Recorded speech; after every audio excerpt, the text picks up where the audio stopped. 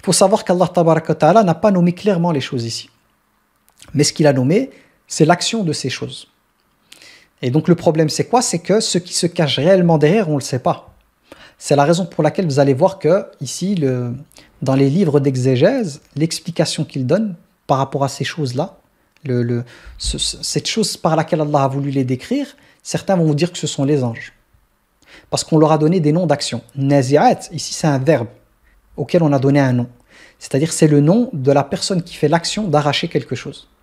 C'est ça que ça veut dire le terme nazi'at, en langue arabe, si vous devez le traduire, c'est l'action. Donc c'est la personne qui fait l'action d'enlever quelque chose, de tirer quelque chose, d'arracher quelque chose. Mais ce que les savants se sont posés comme question, c'est mais qu'est-ce qui tire en fait? On a compris qu'Allah subhanahu wa ta'ala parle de quelque chose qui fait l'action de tirer, voire d'arracher, mais de qui il parle en fait? Et gharqan en langue arabe, ici ce qui a été choisi, gharqan c'est le côté violemment, mais ça a un autre sens en langue arabe. En langue arabe, même en dialecte, on utilise ce terme. Ça renvoie au verbe gharaqa, qui veut dire couler. Et ça renvoie aussi à ce qui est profond. Donc, nazi'ati gharqan, ça a le sens de tirer, arracher, mais en même temps la question de la profondeur. Donc, c'est comme ça, je vous explique avec d'autres mots, c'est tirer quelque chose avec la question de la profondeur. Donc, on a deux éléments en fait. C'est comme on va dire entre guillemets, une sorte d'énigme. Wallah tabaraka wa ta'ala nous cite quelque chose, la personne qui est derrière, c'est comme le qui est. Vous connaissez qui est un jeu NB. Quand j'étais petit, il y avait ce jeu.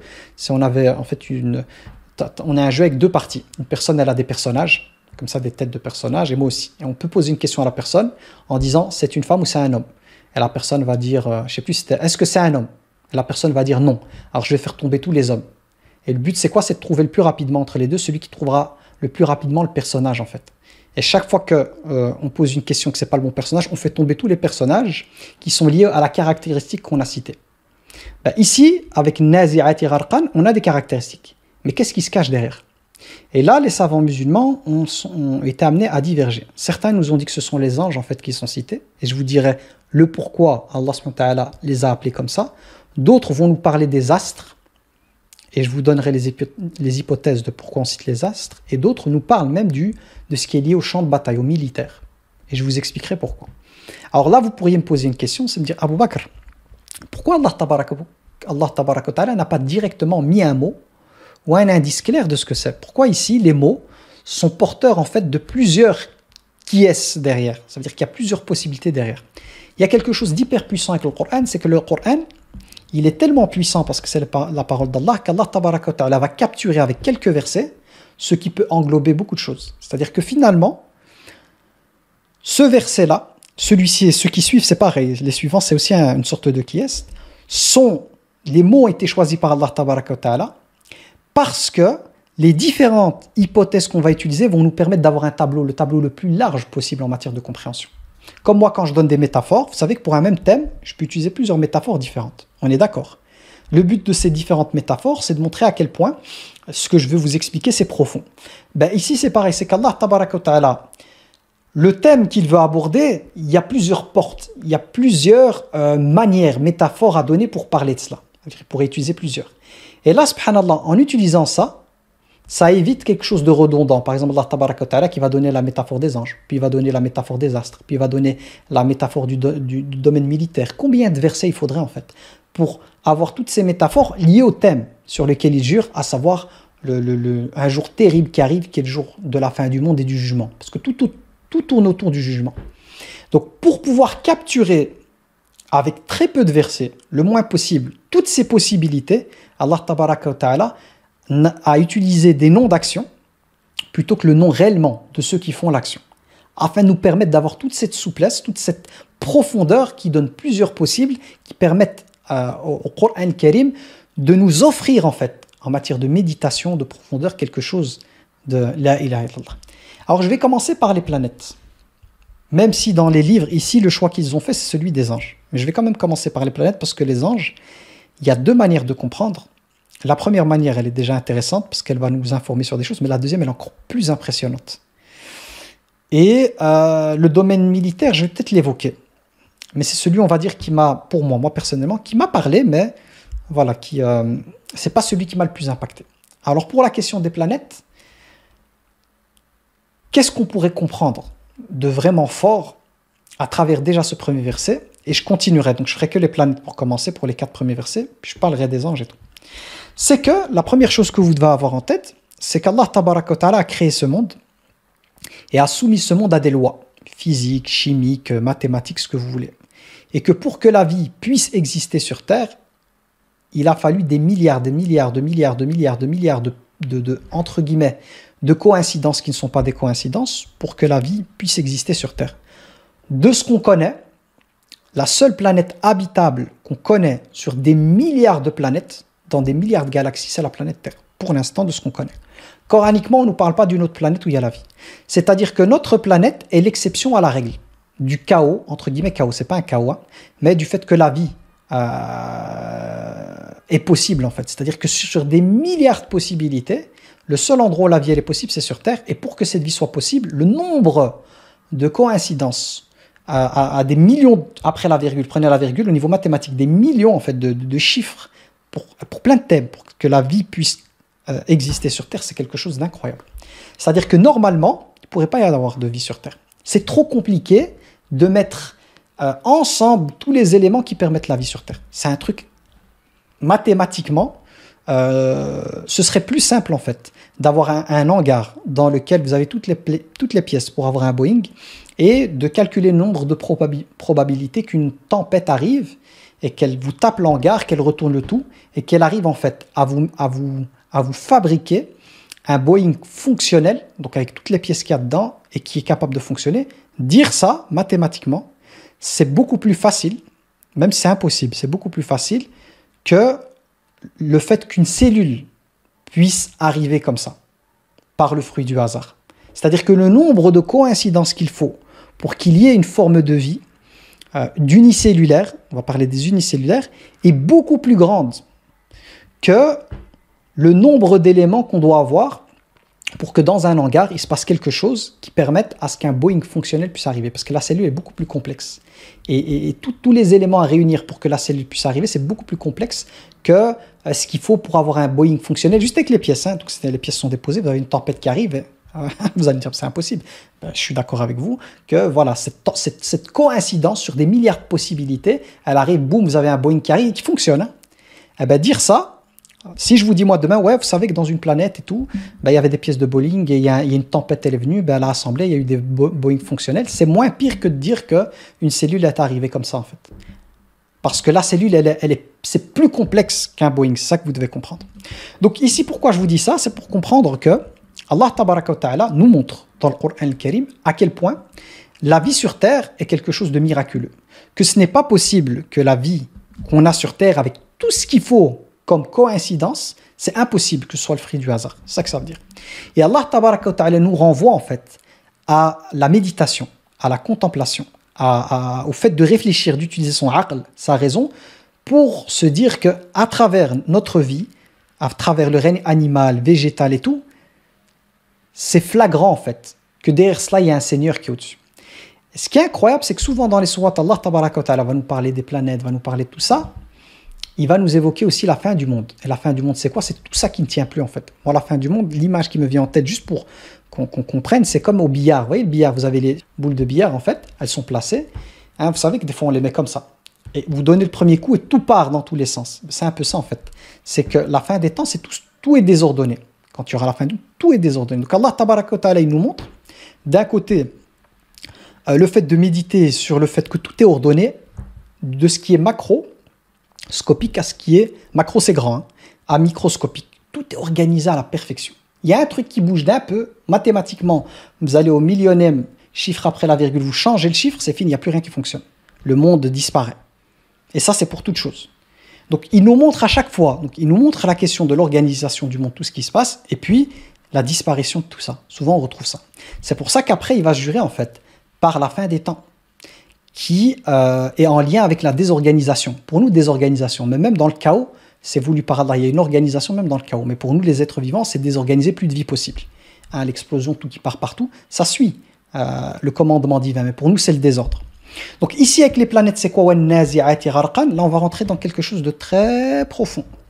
auxquelles les exégèses du début auraient eu du mal. Ils ont donné les réponses qui étaient les leurs. Donc ils ont effectivement parlé des étoiles et tout, mais ils ont donné des explications qui sont en lien avec leur connaissance d'antan. Moi, les explications que je vous donne, c'est des explications qui sont liées à ce que j'ai pu apprendre en étudiant en fait la question des étoiles, des planètes et tout. La chose que vous devez savoir, mais incroyable ce que je vais vous dire là, c'est incroyable. Incroyable pourquoi? Parce que retenez avec moi, au niveau étymologique, qu'est-ce qu'Allah Tabaraka wa Ta'ala nous a dit ici? Il parle de nazi'at et gharqan. Nazi'at, arracher ou tirer. Ça a le sens de tirer ou d'arracher. Gharqan en langue arabe, ça a la question de profondeur. Quand un bateau il coule, ou une personne coule, on va dire gharaqa. C'est les mêmes lettres. Gharaqa qui veut dire couler. Qu'est-ce que ça a à voir avec les étoiles? Qu'est-ce que ça a à voir avec les astres? Ben, je vous invite à voir les reportages, notamment sur le Soleil. Et vous allez découvrir une chose incroyable, c'est que le Soleil, en fait, par la masse qui est celle du Soleil, le Soleil, en fait, il y a ce qu'on appelle, je crois, ils appellent ça la matière noire. La matière noire, c'est quoi? C'est qu'ils ont découvert qu'il y a une matière qu'on ne peut pas appeler, qu'on ne connaît pas, en fait, que l'espace, c'est pas le vide. Que finalement, les astres, ils sont comme sur, vous voyez l'eau, l'océan, ils sont comme dans un océan qu'on appelle, je crois, la matière noire. Ils l'appellent comme ça, la matière noire, qui représente, les chiffres, je les ai plus, mais peut-être de ce qu'il y a dans la galaxie, plus de 90%, si pas plus, de la matière, en fait. Donc, on a la matière visible, les planètes, les étoiles et tout, mais en réalité, il y a une matière qu'on ne peut pas voir, c'est pour ça que l'espace, on le voit noir, qu'ils appellent la matière noire, qui est une sorte comme d'océan, sur lequel les planètes, les astres et tout se retrouvent à l'intérieur. Donc, gharqan en langue arabe, c'est quoi? C'est comme quand vous prenez un bateau et vous avez une partie du bateau qui descend dans l'eau. En langue arabe, couler, gharaqa. Donc, le terme, c'est gharaqa, couler. Donc, vous avez quelque chose qui est amené à descendre. Et le soleil, c'est ce qu'il fait. Peut-être vous ne le savez pas, il faut étudier ça, moi je l'ai vu. Il y a plein de reportages là-dessus. C'est que le soleil, avec son poids et sa masse, en fait, ce qui se passe, c'est comme si je prenais ici cette feuille, ok, et j'étais amené à faire ça ici. Qu'est-ce qui va se passer? La masse de ce truc va amener ma feuille à s'affaisser. Donc la feuille, elle rentre sous le poids. Qu'est-ce qui se passe quand le truc, il est là? Donc sous le poids, qu'est-ce qui va se passer?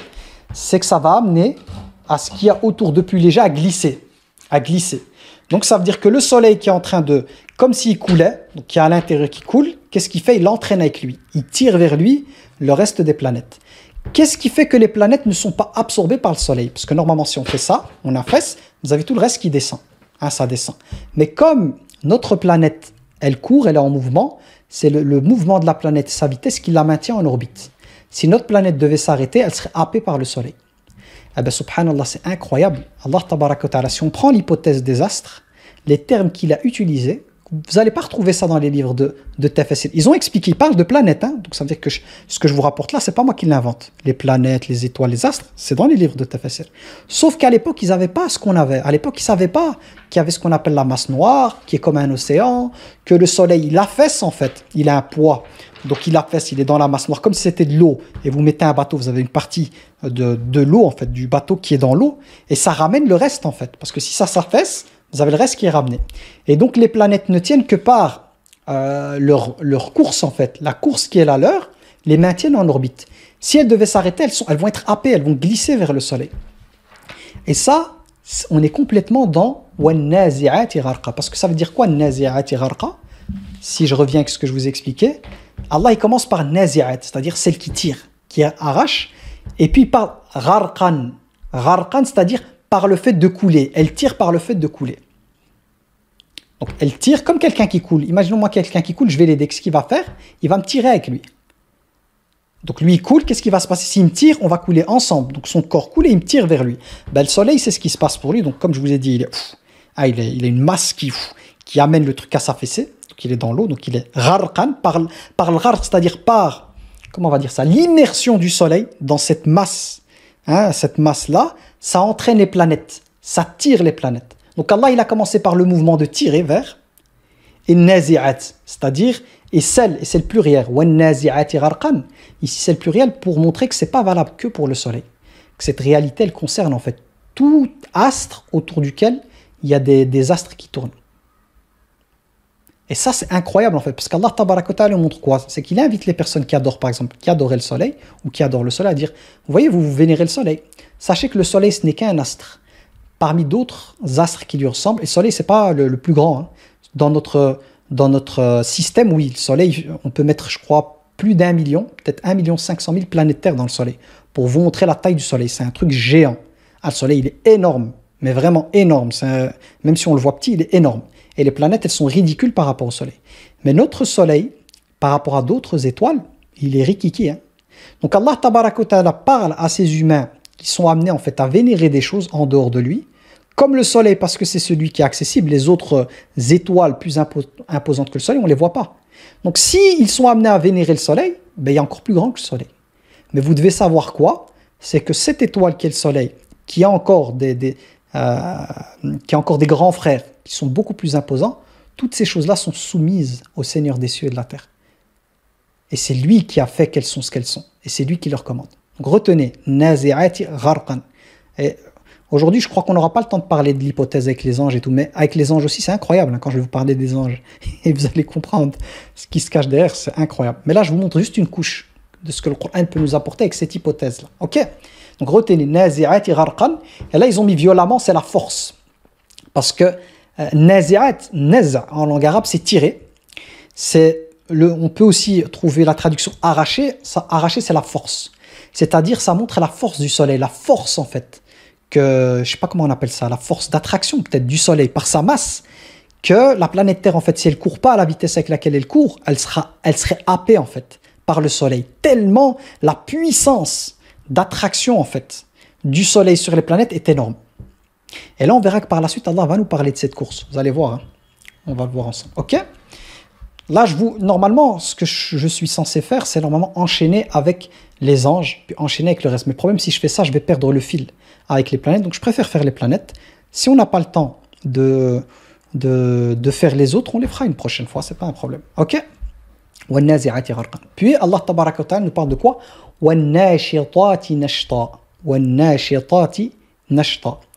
Et le terme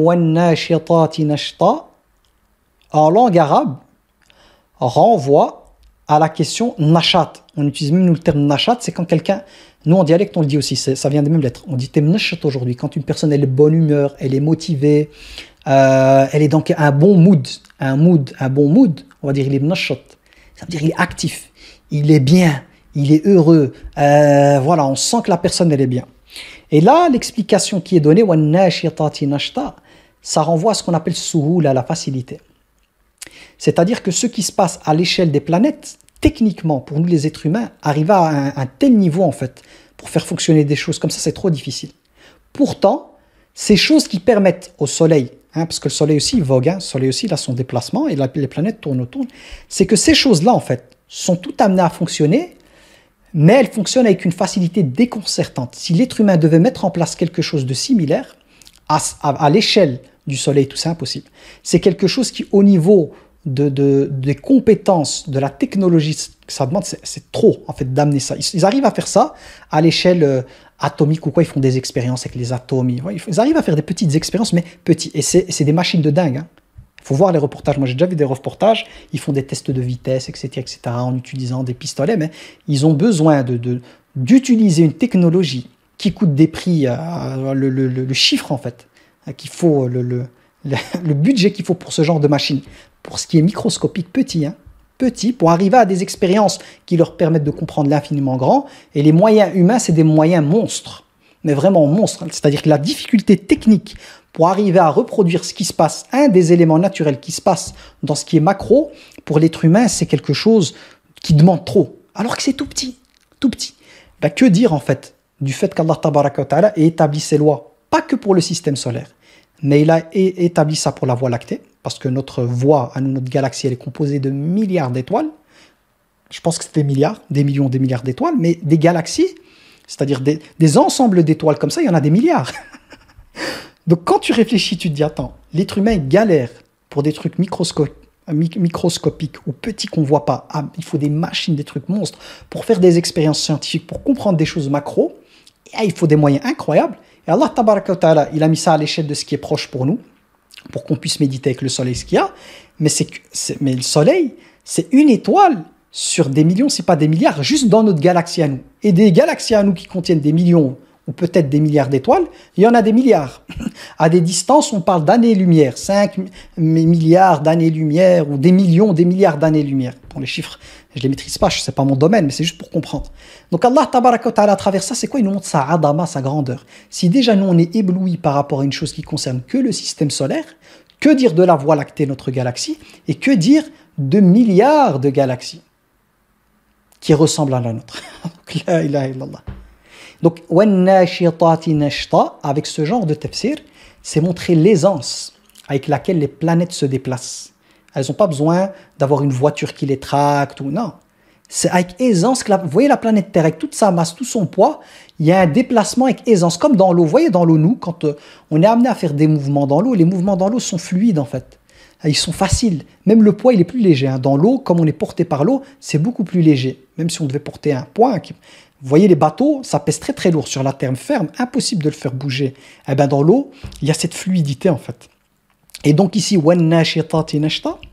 nouveau le pluriel, qui utilisait l'hypothèse. Parce qu'on revient aux planètes. Mais moi, donc ce que je suis en train de faire ici pour que vous me compreniez, c'est que j'ai été dans les livres de Tafsir, on nous a parlé de planètes, on nous a donné des explications qui sont liées à l'époque, limitées à la science de l'époque, mais aujourd'hui on a d'autres moyens qui nous permettent d'avoir une représentation du mouvement des planètes, de ce qui se passe, qui renvoie à Allah tabaraka wa ta'ala, qui amène à des précisions au niveau de la compréhension coranique qui est beaucoup plus profonde. Et ça, c'est Allah subhanahu wa ta'ala qui a voulu qu'on découvre plus de choses. Donc ici, je ne suis pas en mode extrapolation, je vous invente des choses de moi. Non, je prends simplement ce que les exégèses, ce dont ils nous parlent, ils parlaient des astres. Et moi, je vous donne des éléments que vous pouvez retrouver, vous, dans les reportages, il y a des études là-dessus, et de voir la conformité en fait. Vraiment une conformité incroyable. Et de quoi vraiment méditer sur la grandeur d'Allah tabaraka wa ta'ala. Donc retenez, ça renvoie à la question de la facilité, de la fluidité. Comme on dit quelqu'un, il est mnashat, il est heureux. Même son travail, on dit à quelqu'un, il est mnashat aujourd'hui, il est de bonne humeur. C'est-à-dire même son travail, c'est fluide en fait. Il n'est pas avec les pieds lourds, du mal à faire le travail. Non, nashat, c'est proactif, actif, c'est facile, c'est fluide. Et en fait, il y prend du plaisir. Et ça, on retrouve ça dans les astres. Ensuite, Allah subhanahu wa ta'ala nous dit وَالسَّابِحَاتِ سَبْحًا. C'est une autre dimension dont je vous ai parlé, j'ai un peu spoilé là, mais que je vais renvoyer, où Allah tabaraka wa ta'ala nous parle de quoi? De sabihati sabha. Et sabihat en langue arabe, ça renvoie. En langue arabe, on utilise le terme pour nager. Hein, on parle de sibaha. Sibaha qui renvoie au fait de nager. Donc Allah tabaraka wa ta'ala nous parle de ces astres, pour l'hypothèse des astres, en expliquant que ceux-ci sont amenés à voguer.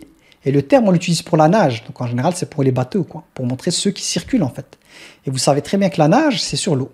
Et donc là, ça nous renvoie quoi? Ça nous renvoie à cette théorie. Vous savez, la théorie de la masse, je crois qu'ils appellent ça, je pense que c'est la masse noire ou la matière noire. La matière noire, c'est quelque chose de nouveau. Hein. À l'époque, ils pensaient que tout était installé sur le vide. Ils pensaient que, vous voyez, les galaxies, ce qu'on voit, les planètes, c'est du vide. Le noir, en fait, c'est du vide. Mais ils ont découvert que non, c'est une matière, en fait. Donc c'est comme une matière sur laquelle flottent et voguent les astres. Les astres, ils voguent dessus, en fait. Et subhanallah, le Coran, ce qu'il utilise, c'est Allah tabaraka wa ta'ala, créateur des cieux et de la terre, il a utilisé sabihati sabha. C'est comme si on va dire les nageuses, lorsqu'elles nagent. Parce qu'il y a le féminin qui est utilisé. Il faut savoir qu'en langue arabe, le masculin, lorsqu'on le met au pluriel, il peut prendre le féminin. Par exemple, melekun, ange, en langue arabe, c'est un masculin. Au pluriel, c'est féminin. C'est féminin. En langue arabe, c'est al-malaikatu. Le ta ici, c'est ta'nith, c'est-à-dire le t du féminin. Donc Allah tabaraka wa ta'ala nous parle de quoi ici? De sabihati sabha. Donc le terme il se répète deux fois, sabihati, c'est-à-dire celle qui vogue, sabhan. Et certains savants, ils disent que le terme est utilisé une deuxième fois, c'est les mêmes lettres, le sin, le ba, le b et le ha, qu'on retrouve pour les mêmes mots, pour appuyer que vraiment en fait elle vogue. C'est pas juste métaphorique, mais que c'est vraiment elle vogue, elle nage. Et là de nouveau, ça renvoie quoi? Ça renvoie à ces astres en fait, qui sont sur cette matière noire et qui sont amenés à voguer. Je vous ai expliqué la première chose, c'est le soleil, ou en tout cas toutes ces étoiles qui tirent et qui créent un système, comme le système solaire de planètes qui tournent autour. Donc tout ça, c'est par le poids, la masse en fait, qui comme coulée, gharqan, qui descend et qui tire le reste et qui amène à cet équilibre. Donc Allah subhanahu wa ta'ala nous parle de la création et de son équilibre en parlant du monde des étoiles et autres. En même temps, juste avant, je vous ai parlé de ce mouvement en fait avec aisance. Et là, le terme il utilise, c'est que ce mouvement, c'est pas dans le vide, mais que ce mouvement, c'est comme celui des bateaux, comme celui d'une personne qui nage dans l'eau. Donc ça nous renvoie quoi? À cette masse qu'on appelle la matière. Je répète comme ça s'ancre, la matière. Noir, subhanallah. La ilaha illallah. Ensuite, subhanallah, il nous dit فَالسَّابِقَاتِ سَبَقًا. Sabiqat, on parle même en arabe de l'musabaqa. Musabaqa, c'est une compétition. Et sabiqat sabqan, c'est la course, comme une course. Vous voyez, quand vous prenez par exemple une compétition d'athlétisme, vous avez des gens qui sont dans une compétition où le but c'est quoi? C'est de courir le plus rapidement possible pour gagner. Mais vous voyez quoi quand vous regardez la course en fait? Vous voyez des personnes qui tournent sur une piste en fait. Ils font des tours. Mais la vitesse n'est pas la même. C'est-à-dire que la course, c'est quoi? C'est quelqu'un qui va devancer un autre. C'est-à-dire que le but, c'est d'aller le plus vite possible, mais de dépasser les autres. Ben Allah tabaraka wa ta'ala parle ici de nouveau, et pour ceux qui parlent de l'hypothèse des étoiles, des planètes, des astres, c'est l'idée de montrer que celles-ci ont une course en fait. Et moi, j'ai parlé de l'athlétisme parce que les pistes d'athlétisme sont vraiment bien faites pour nous rappeler en fait les planètes. Et comme il y a plusieurs, je ne sais pas comment on appelle ça, des voies, peut-être des voies, chacun il a son, surtout pour les 100 mètres et tout ça, chacun il a sa piste, il a son, je vais appeler ça une voie, il a sa voie à lui. Ben, les planètes c'est pareil, elles ont toutes et toutes, plutôt une planète, elles ont toutes, on va dire, leur champ en fait, où elles tournent. Et elles n'ont pas la même vitesse. La planète Terre par exemple, on sait très bien que le tour que fait la planète Terre autour du Soleil, c'est plus ou moins 365 jours. Les autres planètes, c'est pas pareil. Donc ici, Allah utilise de nouveau le pluriel, c'est-à-dire celles qui sont dans une course en fait. Mais comme c'est sabiqat, elles sont plusieurs, on voit bien que le rythme n'est pas le même. Donc il y a cette idée de mouvement. Est-ce qu'à l'époque du prophète, les gens savaient que les planètes étaient en mouvement? Il n'y a aucune preuve de cela. D'ailleurs, même au niveau... il y avait une époque où les scientifiques parlaient d'un univers statique. Un univers qui ne bouge pas en fait. Donc ici, ce qu'il faut savoir, c'est que le fait de parler de toutes ces planètes en mouvement comme ça, et qui sont comme dans une course, donc chacun dans sa voie, et chacun court à son rythme, c'est quelque chose en fait, quand on réfléchit, d'impressionnant. Mais de nouveau, Allah tabaraka wa ta'ala, derrière cela, qu'est-ce qui se cache? C'est sa grandeur, et l'idée de nous montrer que si la vie est possible, c'est par cet équilibre, qui ne peut pas venir de lui-même. Et cette course, en fait, vous voyez bien que, vous voyez les sportifs, si je reviens aux sportifs, quand ils courent, ils se fatiguent. À un certain moment, le rythme n'est plus le même. Nous, si la planète Terre, et je vous dis ça parce qu'on va revenir à AP, si la planète Terre, au niveau de la vitesse qui était la sienne, elle devait perdre en vitesse à un certain moment, d'une perte qui amènerait à ce que ce soit pas normal, par rapport aux paramètres qu'Allah a voulu, elle serait happée par le Soleil. C'est-à-dire, ce qui permet à notre planète de garder son orbite, c'est la vitesse qui est la sienne. Mais il faut qu'elle soit constante. Alors la question qu'on pourrait se poser, c'est qu'est-ce qui fait que notre planète, à un certain moment, elle ne freine pas? Ou elle n'accélère pas? Qu'est-ce qui fait qu'elle ne freine pas ou elle n'accélère pas? Parce que peut-être, ça il faut vérifier scientifiquement, que si elle venait à accélérer, peut-être qu'elle va sortir de son orbite. Son orbite, j'en sais rien, ça il faudrait vérifier. Mais en tout cas, ce qui est sûr, c'est que si elle venait à perdre en vitesse, elle finirait par être happée en fait. Comme avec le siphon, vous voyez l'eau qui tourne, et puis qui rentre à l'intérieur, qui disparaît. Donc elle doit maintenir une certaine vitesse qui lui permet de garder en fait son orbite. Parce que si, imaginons qu'elle perd, si elle était amenée à prendre de la vitesse et à sortir un peu, qu'est-ce qui se passe? La distance entre nous et le Soleil ferait que notre planète serait gelée. Plus de vie possible. Vous voyez bien qu'entre l'hiver et l'été, déjà les températures qu'on a, ce qui est incroyable quand on médite là-dessus, c'est incroyable. Comment ça se fait que les températures qu'il y a sur Terre, elles ne dépassent pas un niveau où c'est plus possible pour l'être humain de vivre en termes de chaleur. Elles ne descendent pas sous une limite où c'est plus possible de vivre. Elles sont prises entre deux niveaux. Même avec le réchauffement climatique, elles arrivent à des niveaux où l'être humain ne peut encore vivre. Si elles devaient atteindre, imaginons la planète Terre, les chaleurs d'été, si elles atteignaient 60, on va plutôt parler de 70 degrés, 70, impossible de vivre. Si le froid atteignait le moins 100, impossible de vivre. Donc comment ça se fait que notre planète, malgré le fait qu'elle soit amenée à vivre des hivers et des étés, à chaque fois qu'elle passe du très chaud au très froid, c'est toujours quelque chose qui maintient la vie sur Terre.